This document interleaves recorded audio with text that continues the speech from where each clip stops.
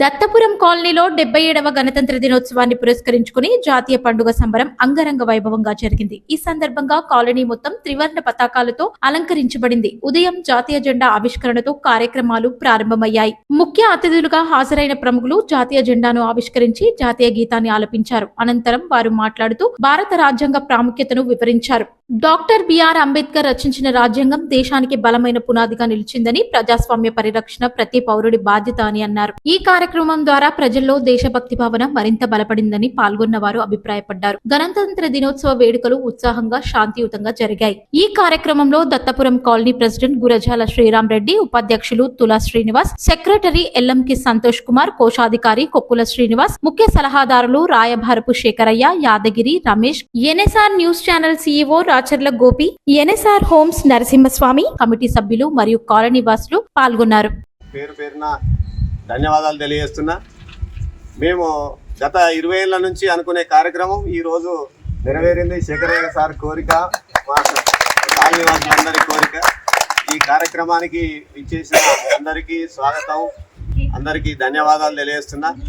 77వ గణతంత్ర దినోత్సవం జరుపుకుంటున్నాము. ఈ సందర్భంగా ఎందరో త్యాగదనులు, ఎందరో కొట్లాడి తెచ్చిన స్వాతంత్ర భారతదేశానికి 1950లో మన గణతంత్ర దినోత్సవంగా మనం ఆవిష్కరణ చేసుకొని రాజ్యాంగాన్ని నిర్మించుకోవడం జరిగింది. బాబాసాహెబ్ అంబేద్కర్ రాసిన రాజ్యాంగాన్ని నిర్మించుకొని ఈరోజు పరిపాలన సాగిస్తున్నాం. మన దేశం సుభిక్షంగా అన్ని రంగాలలో అభివృద్ధి చెందుతున్నాం. ప్రపంచంలో 3వ అతిపెద్ద ఆర్థిక వ్యవస్థగా ఎదుగుతున్నాం మనం. కాబట్టి ఇట్లాంటి భారతదేశంలో మనందరం ఉండడం ఇక్కడ మనం ఎంతో ధన్యులమని చెప్తున్నా. కాబట్టి ఇట్లాంటి కార్యక్రమాలు మన కాలనీలో ఇంకెన్నో చేసుకోవాలని చెప్పి వినాయక చవితి అయినా లేకపోతే ఇంకేదైనా ఫెస్టివల్స్ అయినా జాతీయ ఉత్సవాలు ఏవైనా కానీ అందరం కలిసికట్టుగా అందరం కమిటీ ఏర్పడ్డాం. ఈ కమిటీలో అందరం పార్టిసిపేట్ చేయాలా, అందరం మన వంతు కర్తవ్యం నెరవేర్చాలని చెప్పి ఈ సందర్భంగా కోరుకుంటూ ఈ కార్యక్రమానికి విచ్చేసిన పెద్దలందరికీ, నా తోటి కమిటీ సభ్యులందరికీ పేరు పేరున ధన్యవాదాలు తెలియజేస్తున్నా. అందరికీ నమస్కారం. మనకు స్వాతంత్రం చూపించింది. తర్వాత ఒక రాజ్యాంగ పరిషత్ని ఏర్పాటు చేసుకోవడం జరిగింది. ఈ రాజ్యాంగ పరిషత్ అనేటువంటిది డాక్టర్ బాబాసాహెబ్ అధ్యక్షతన ఈ గణతంత్ర దినోత్సవ సందర్భంగా రాజ్యాంగం రూపొందించడం జరిగింది. ఆయన 2 సంవత్సరాల 11 నెలల 18 రోజులు కష్టపడి రాజ్యాంగాన్ని తయారు చేసిండు. ఆయన ఏ విధంగా 1950 26 జనవరి గురువారం రోజున 10 గంటలకు మనం ఈ భారత రాజ్యాంగాన్ని అనుకొని ఫస్ట్ ప్రెసిడెంట్ గా ఎవరైనా బాబు రాజేంద్ర ఫస్ట్ జరుపుకున్నాం.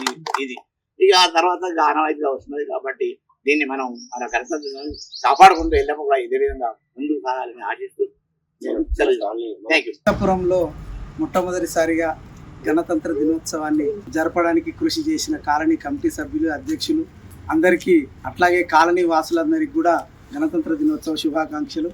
ఈ స్వాతంత్ర గణతంత్ర దినోత్సవాలు అనేటి స్ఫూర్తికి నిదర్శనాలు.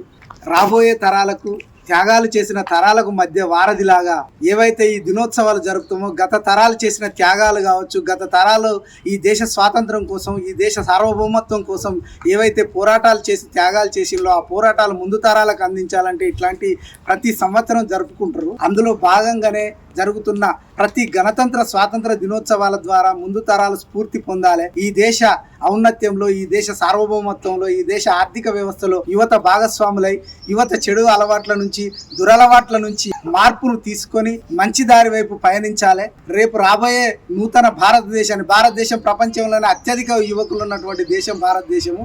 ఈ దేశంలో ఉన్నటువంటి యువత సన్మార్గంలో పయనించి భారతదేశాన్ని ఉన్నత శిఖరాల మీద నిలబెట్టాలని కోరుకుంటూ ఈ సందర్భాన్ని పురస్కరించుకొని కాలనీ వాసులందరికీ మరొకసారి శుభాకాంక్షలు తెలియజేస్తూ సెలవు.